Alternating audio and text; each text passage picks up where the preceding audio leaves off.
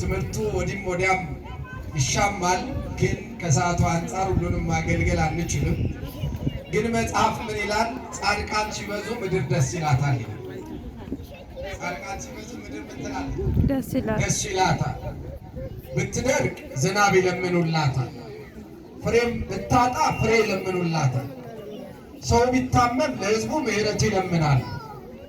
ዓለም ሰላም እንድትሆን ይጸልያል፣ ይመክራል፣ ሙት ያነሳል፣ ድውይ ይፈውሳል፣ ሽባ ይተረትራል። ያዘነ ያለቀሰ ባዶውን የሆነ መጥቶ ደጃቸው ቢወድቅ ከእግዚአብሔር ለምነው በረከትን ይሞላል። ቅዱሳን እንደውም ለኃጢአተኛ ቤት ያስባሉ ነው የሚለው። የሚገርመኝ ቃላት ጻድቅ ስለ ኃጥእ ቤት ያስባል። እዚህ መጽሐፈ ምሳሌ ምዕራፍ 12 ላይ ጻድቅ ስለ ኃጥእ ቤት ያስባል። ተክልዬ ለሁላችንም ያስቡልን አባታችን። የእውነት በዚህ ቀን እግዚአብሔር ለምድሪቱ በረከት እንደ ሙሴ፣ እንደ ኤልያስ፣ እንደ ዳዊት እኚህን አባት ስለሰጠን ስሙ ምን ይሁን? አይሰማም። ምን ይሁን? የተመሰገነ። ስለሳቸው ብሎ ይማር። አሜን። አልቅሳችሁ የመጣችሁ እንባችሁን ስለሳቸው ብሎ አብሶ ይሸኛችሁ። ባዶአችንን የመጣ በጎደለን ነገር ላይ ሁሉ የጻድቁ በረከት ሞልቶ ይመልሰን። አልቅሰን መተን አዝነን መተን ከሆነ ለወሩ ደግሞ ጧፋችንን፣ ሻማችንን፣ እልልታችንን፣ ምስጋናችንን ይዘን እንድንመጣ የጻድቁ ጸሎት የብርሃን መቁጠሪያቸው ስድስቱ የአይ መላእክት አክናፋቸው ሰበረች እግራቸው የ99 ዓመት ሙሉ እምነት ጸሎታቸው ተፈጽመልን።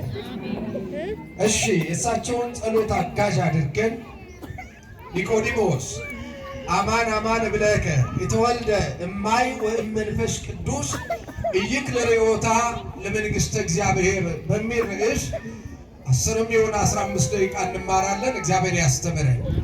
ኒቆዲሞስ ሆይ እውነት እውነት እልሃለሁ ሰው ከውሃና ከመንፈስ ቅዱስ ካልተወለደ በቀር ወደ መንግሥቴ ሊገባ ወይም የእግዚአብሔርን መንግሥት ሊያይ አይችልም የተባለበት ቀን ምስጢረ ጥምቀት ሰው ከእግዚአብሔር እንዴት መወለድ እንዳለበት ክርስቶስ በአንድ ሌሊት ለቅዱስ ኒቆዲሞስ ያስተማረበት ቀን።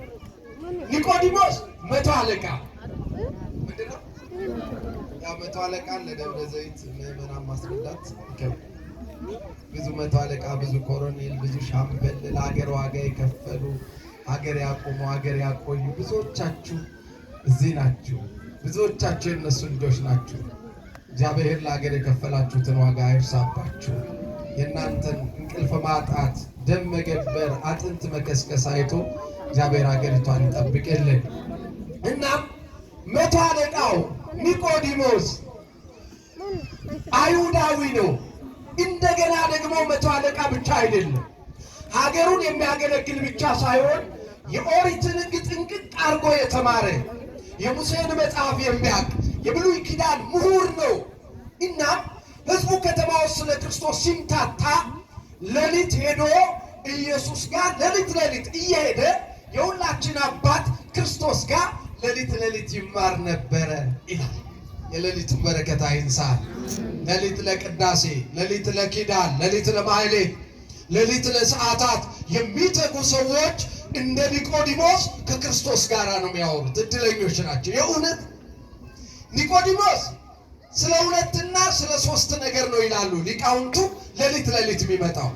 አንደኛው ይኸውላችሁ ኒቆዲሞስ ሌሊት የሚመጣው በአይሁድ ሕግ ክርስቶስን ቀርቦ የሚከተል ሰው ከማህበር ይወገድ ስለተባለ አይሁድን ፈርቶ እንዴት የቄሳር ወዳጅ ሆኖ የሮምን ፖለቲካ እየደገፈ ኢየሱስ ጋር ይሄዳል እንዳይሉት በሌሊት ተደብቆ ክርስቶስ ጋር ይመጣ ነበር።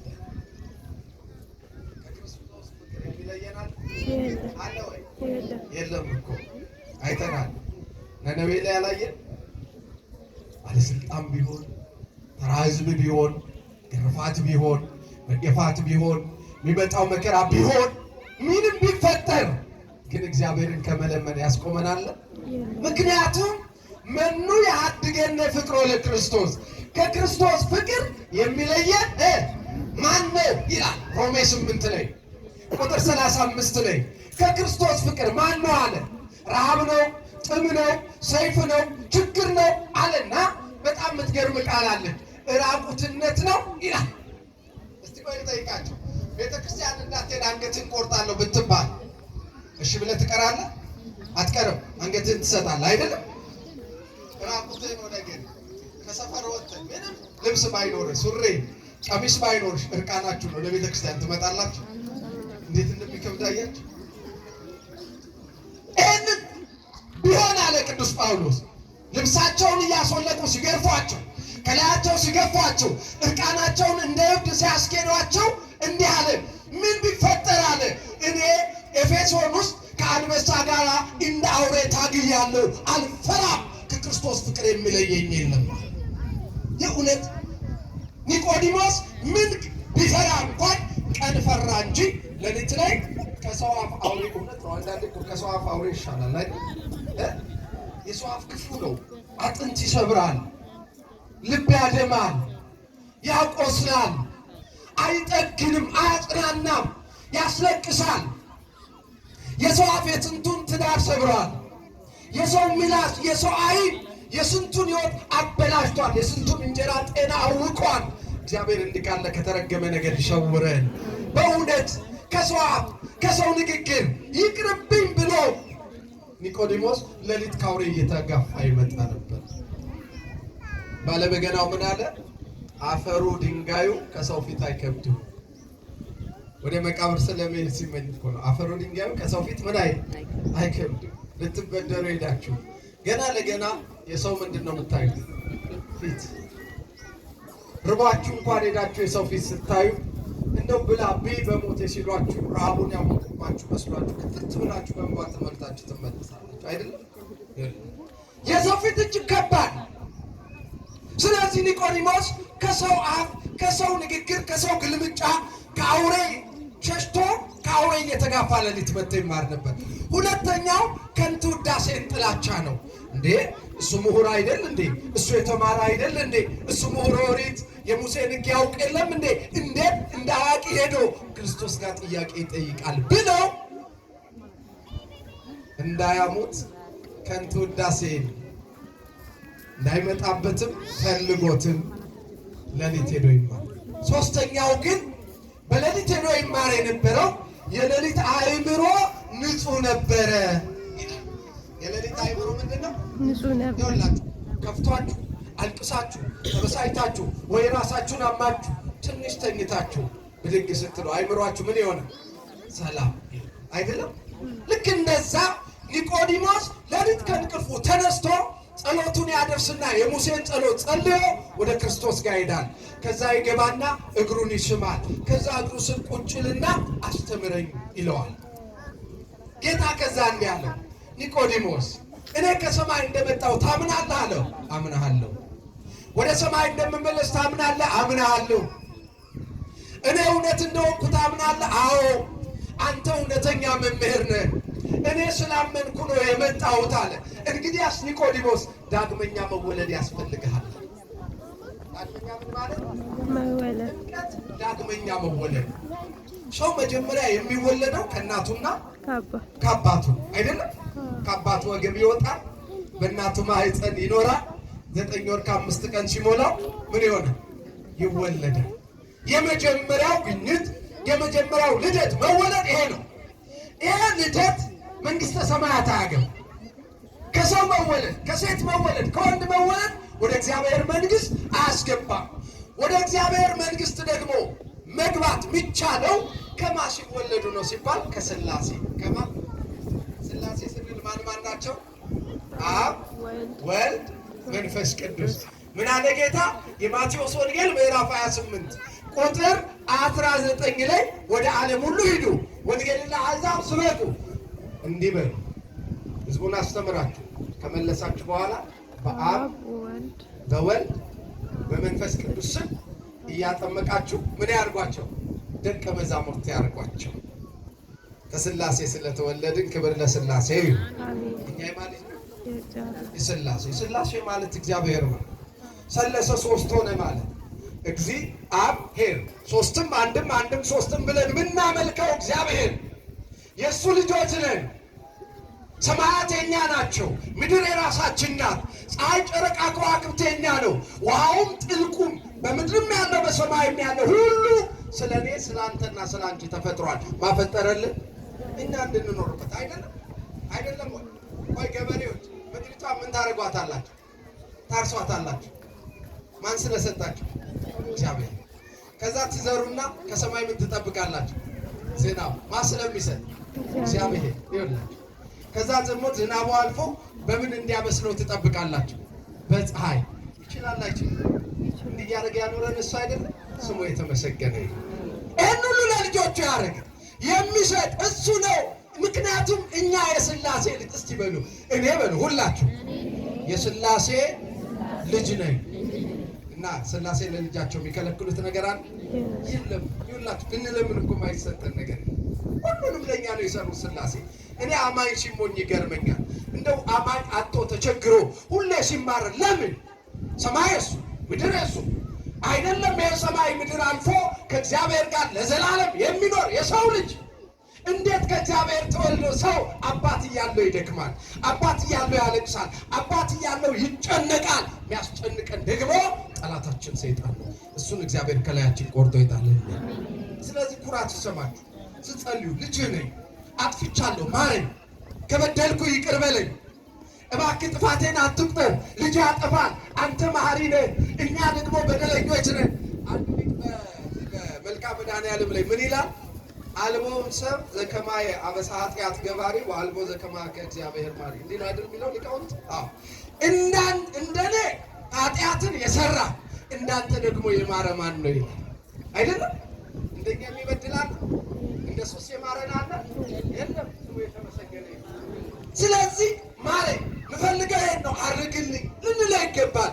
ሥላሴ እንደኛ ኃጢአት፣ በደል፣ ድካም፣ ጥርጥር፣ ነውር፣ መውደቅ ሳይሆን እንደ ቸርነታቸው፣ እንደ ይቅርታቸው፣ እንደ በረከት ሰጭነታቸው፣ እንደ አዳኝነታቸው የጎደለንን ሁሉ ይሙሉልን።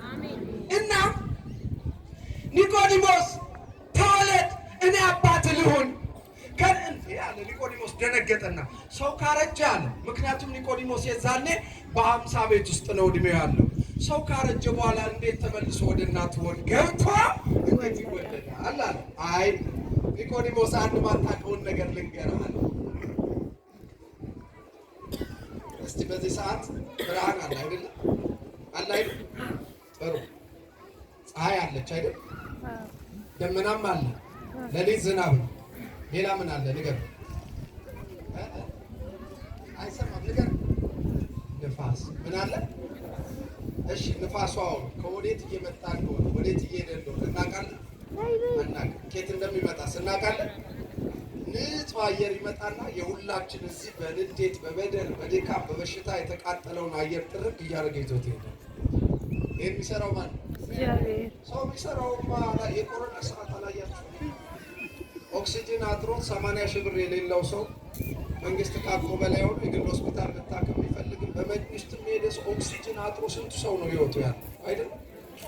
እናንተ ቀላል አይምሰላችሁ። እቺን አየር እንኳን ቁጭ ብሎ በነፃ መማግ ያን ያቅቶን ታፍነን ደንግጠን የበላነውን እንኳን ትንሽ ይለን ወይ ኮሮና ነው ተብሎ የገዛ ሚስቶቻችን ፈርተውን፣ አባቶች ባሎች ሚስቶቻችሁ ፈርተዋችሁ፣ ሚስቶች ባሎቻችሁ ፈርተዋችሁ፣ ልጆች ወላጆቻቸውን ፈርተው፣ ወላጆች ልጆቻችሁን ከቤት አትውጣ ጣጣ ሰብስበህብኝ ትመጣለህ ቤተሰቤን ታወድመዋለህ እየተባለ ያን ቀን ግን ልክ አድርጎ ያሳለፈ ማለት ያኔ ንጹህ አየር ፍርሃት አየሩ ተበክሎ ፍርሃት ነበረ። እግዚአብሔር የተበከለውን አየር ዘወር አደረገ። አሁንም መከራውን ዘወር ያድርግልን ከምድሪቷ ላይ ልብ አድርገው ይሆናል። ኒቆዲሞስ ይኸውልህ አሁን አንተ ምሁር ነህ አለ። አንድ ነገር ልንገርህ፣ ንፋስ ከየት መጥቶ ወዴት እንደሚሄድ አታውቅም፣ ወዴት እንደሚነፍስ አታውቅም። አዎ ልክ ነህ ጌታው አላውቅም። ስለዚህ መወለድም እንዲህ ነው አለ። እንዴት እንደምትወለድ አታውቅም። ምወልድህ እኔ ነኝ። አባቴና እኔ መንፈስ ቅዱስ እንወልድሃለን። ልጃችን መሆንህን የምናውቀው እኛ እንጂ አንተ አታውቅም። አምነህ ምን ትላለህ? ትቀበላለህ። እሺ አትማሩትም እኮ ነው፣ እየጠቀለልን ነው። አይዟችሁ። እስቲ የሥላሴ ልጆች እጃችሁን ከፍ አድርጉ። ልጅ ነኝ የምትሉ በጥምቀት በአብ በወልድ በመንፈስ ቅዱስ በአርባ በሰማንያ የሥላሴ በረከት በእጃችሁ ሙሉ ያለ። ግን ሥላሴ ሲወልዷችሁ አይታችኋል? ቢያውቀው ማን? እሺ እናቱ ስትወልደው ቢያውቅ ልጅ አለ አለ? አሁን እዚህ ውስጥ ካለ ነው ምሁር አለ። እዚህ ውስጥ አሁን ሄደ ዶክተር አለ፣ ኢንጂነር አለ፣ መምህር አለ፣ ወታደር አለ፣ ባለስልጣን አለ፣ ድሃ አለ፣ ብዙ ሰው አለ እዚህ ውስጥ። ግን ሁላችንም እምዬ 9 ወር አርግዛ ስትወልደን ያየ ሰው አለ? አምነን ነው አይደል የተቀበልነው? አያችሁ፣ ከሥላሴም ስንወለድ አምነን እንቀበላለን እንጂ ሥላሴ እንዴት እንደወለዱን እኛ አናውቅም። እንዴት እንደወለዱን የማያውቁት ማን ናቸው? ሥላሴ። ስለዚህ እንዲህ ነው፣ ሰው ከውሃና ከመንፈስ ካልተወለደ ወደ እግዚአብሔር መንግሥት አይገባም ማለት። ስለዚህ 40ና 80 ቀን ኦርቶዶክሳውያን ልጆቻችሁን አምጥታችሁ የምታስጠምቁት ልምድ ስለሆነ አይደለም፣ ወይም ማድረግ ስላለባቸው አይደለም። ልጆቻችሁን ወደ ማን መንግሥት ነው የምታስገቡት? ወደ እግዚአብሔር። ከሥጋ የተወለደ ልጅ ሱቅም ኖረ መኪና፣ ድህነትም ሆነ ዕዳ ይወርሳታል አይደለም? እንደውም ምን እሱ ብቻ አባት ወይ እናት የስኳር ታማሚ ከሆነ ልጅም ምን ይሆናል? ታማሚ። ውርስ እኮ ሀብት ብቻ አይደለም፣ በሽታም ውርስ ሆነ። እግዚአብሔር ይህን ይገላግል። በዘር ድሮ በዘር ይመጣል የሚባለው ሽበት ነው። አሁን በዘር የሚመጣው በሽታ። በቃችሁ ይበለን እሱ አስቡት።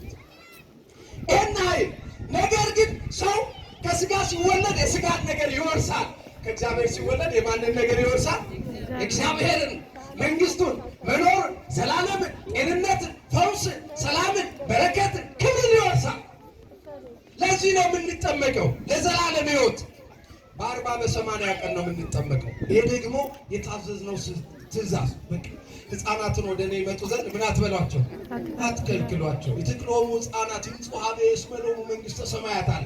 የእነሱ ናት፣ አትከልክሏቸው አለ። በቃ ለእነሱ ናት አለ። ሴት ብትወልድ 7 ቀን ትርከስ። እቺ ቃል እንዳጠፋባቸው አብሶ ወጣቶች ሌሎቹ ስለሚጠይቋቸው ጨርሻለሁ ትምህርቱ።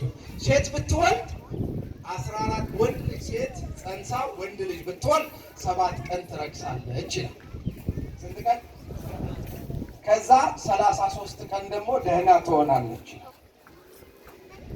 ስንት ቀን? ከዛ ይሄ እነዚህ ቀናቶች ሲፈጸሙ ሕፃኑን አምጥታ በእግዚአብሔር ፊት ታቆማለች። 33 እና 7 ስንት ነው? እንግዲህ ከስንት ቀን ይጠበቃል? ጥሩ እሺ አለ ሙሴ። ሴትስ አለው። ሴት ደግሞ ስትወልድ አሁንም ሴት ጸንሳ ስትወልድ 14 ቀን ትረክሳለች በደሟ። ርኩሰት፣ ኃጢአት፣ እርግማን አይደለም፣ ብሉይ ኪዳን ላይ ያለውን አይደለም። የአሁኑ የደም መቆሸሽን ከዚህ መንጻትን ነው። በደም የሚመጡ አጋንንትን ቶሎ ብሎ ካህኑ በ7ኛው ቀን ወይ በ14ኛው ቀን ቤት መጥቶ ምን ይረጫል? ጸበል ይረጫል። በዚህ የሚቀርቡ አጋንንቶች ይገሰጻሉ። በዚህ የሚመጣ እርግማን እንዲርቅ ይደረጋል። የካህናቱ ጸሎት ይህን ያርቅልን እና በዚህ ጊዜ አለ 66 ቀን ደግሞ ደህና ትሆናለች አለ። 66 ቀን ምን ትሆናለች? ይሄ ቀን ሲፈጸም ሕፃኗን አምጥታ በእግዚአብሔር ፊት ታቁም፣ መስዋዕት እሷ ይጸለይላት ይላል ብሉይ ኪዳን። እባዱ 66 እና 14 ስንት ነው? ሴት ልጅ በስንት ቀኗ ትጠመቃለች? ይህን ከፈለክ ይኸውና ኦሪት ዘሌዋውያን ምዕራፍ 12 ላይ ቃል በቃል ራሱ እግዚአብሔር ለሙሴ የነገረውን ኦርቶዶክሳውያን በሕፃንነት እያጠመቃችሁ ሰው ሳያምን ጌታን ሳያውቅ ይሉናል። ቆይ ያ ሰው ጌታን እስኪያውቅ ቢሞት ከዋና ከመንፈስ ያልተወለደ ወደ እግዚአብሔር መንግሥት ምን አይሆን? ተጠያቂ ማለት ያኔውን እኮ ነገረ። በ40 በ80 ቀን አምጧል። ወደ እኔ እንዲመጡ ሕፃናትን አትከልክሏል። ይጠመቁ ልጆቼ ይሁኑ። ስለዚህ ምስጢረ ጥምቀት የእግዚአብሔርን ልጅነት የምናገኝበት፣ ማኅተመ መንፈስ ቅዱስ በእኛ ላይ የሚያርፍበት፣ የእግዚአብሔርን መንግሥት የምንወርስበት፣ ከእኛና እግዚአብሔር ያለን ዝምድና የአባትና የልጅ ማኅተም ውል የሚረጋገጥበት ነው። ስለዚህ እኛ ክርስቲያኖች ነን። አባታችን ደግሞ ማን ነው? እግዚአብሔር። በምን ተወለደ? አይሰማኝም። በምን ተወለደ? እስቲ በጥምቀት በሉ። በጥምቀት። ስለዚህ ልጅ ናችሁ እንጂ ባሪያ አይደላችሁ። ይህን ቀን ለኒቆዲሞስ ይህን ምስጢረ ጥምቀት ያስተማረበት ከአምስቱ አዕማደ ምስጢር ወይም የምስጢር ምሰሶዎች ምስጢረ ሥላሴ፣ ምስጢረ ሥጋዌ፣ ምስጢረ ጥምቀት ሶስተኛው፣ አራተኛው ምስጢረ ቁርባን ነው። አምስተኛው ምስጢረ ትንሣኤ ሙታን። ስለ ሥላሴ ሶስትነት፣ ስለ ክርስቶስ ሰው መሆን፣ ተጠምቆ ልጅ ስለመሆን፣ ቆርቦ የዘላለም ሕይወት ስለማግኘት፣ ክርስቶስ ሲመጣ ስለመነሳትና ከእሱ ጋር ወደ መንግስቱ ስለመወሰድ የምንማርበት ምስጢረ ቤተ ክርስቲያን ነው። ይህንን ለአባቶቻችን ምስጢር ገልጦ ለእኛ እውነቱን በአባቶቻችን መንገድ ያስተማረን መድኃኒት ጌታ ይቅር ባይ አባት ፈጣሪ የዘላለም ሕይወት ምግባችን፣ መጠጣችን፣ መድኃኒታችን፣ ፈውሳችን የምንለው ክርስቶስ ክብረ ምስጋና ለስሙ አጠራሪ ነው። ለኒቆዲሞስ ምስጢር ገልጦ ጭንቀት ያቀለለ ለእኛም ምስጢር ገልጾ ጭንቀታችንን ያቅለለልን እሱ ለኒቆዲሞስም አምላክ ነው፣ ለተክለ ሃይማኖትም ምን ነው? አምላክ ነው። ስለነሱ ብሎ ይማረን፣ ጸሎታችንን ይስማ። እዚህ ጋር ትምህርቴን ላብቃና የመጣሁት ባለፈው ህዳር ወር ላይ ነው እና ተክልዬ ናቸው ጥቅምት ወር ላይ ነው። እዚህ ጋር ትንሽ